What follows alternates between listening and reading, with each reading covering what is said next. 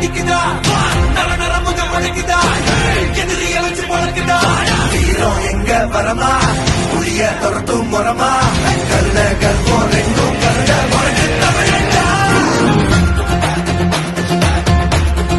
நேற்றைக்கு முன்தினம் ஒரு அமைச்சர் மீது உயர்நீதிமன்றம் வழக்கு பதிவு செய்ய வேண்டும் என்று தீர்ப்பு கொடுக்கப்பட்டு விட்டது. அதிலிருந்து ஸ்டாலின் பதறி போய் அலறி போய் எதை பேசுவதென்றே தெரியாமல் பேசிக் கொண்டிருக்கின்றார். இன்றைக்கு முதலமைச்சர் குடிநீர் வழங்கல் துறை நகர்ப்புற வளர்ச்சித்துறை அமைச்சர் தான் அந்த டிபார்ட்மெண்ட் இருக்குது. அங்க பணியிடத்திற்கு ஒரு நபருக்கு 30-35 லட்சம் வரைக்கும் பணத்தை வாங்கிட்டு தான் முறைகேடா பணி நியமனம் செஞ்சிருக்கிறாங்க. அதோட அந்த நகர்ப்புற வளர்ச்சி துறையில பல்வேறு பணிகளுக்கு கமிஷன் வாங்கப்பட்டதாக ஆதாரத்தோடு இன்றைக்கு இடி அந்த அறிக்கையில தெரிவித்திருக்காங்க. வலைதளத்தில் வந்த செய்தி. ஆக இன்றைய தினம் ஊழல் நிறைந்த அரசாங்கம் என்பதற்கு இதுவே சான்று.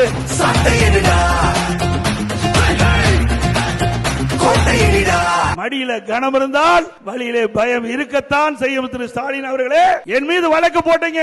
எடப்பாடி பழனிசாமி நெடுஞ்சாலை துறையில 4800 கோடி ஊழல் செய்தார் என்று வழக்கு போட்டீங்க.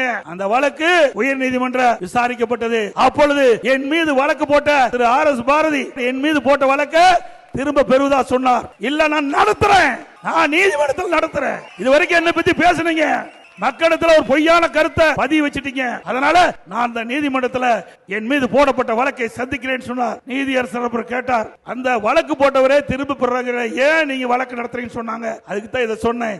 ஏற்கனவே பேசி என் மீது ஒரு அவதூறான செய்தியை பரப்பிட்டாங்க. நீதிமன்றத்தின் மூலமாக நிரபராதி என்று நிரூபித்தா தான் அந்த களங்கம் போகும் என்று சொன்னேன். அப்பொழுது அவர் சொன்னார், இந்தியாவிலேயே ஒரு முதலமைச்சர் தன் மீது இருக்கின்ற வழக்கை நடத்துவேன் என்று சொன்ன முதல் ஆள் நீங்க தான் சொன்னார். தில்லு திராணி தெம்பு இருந்தா உங்களுடைய அமைச்சர் மீது வழக்கு போட்டிருக்காங்களா, போய் நீதிமன்றத்தில் சந்தி. அப்படி நீ செய்ய பார்க்கலாம், துணிச்சு இருந்தா செய்.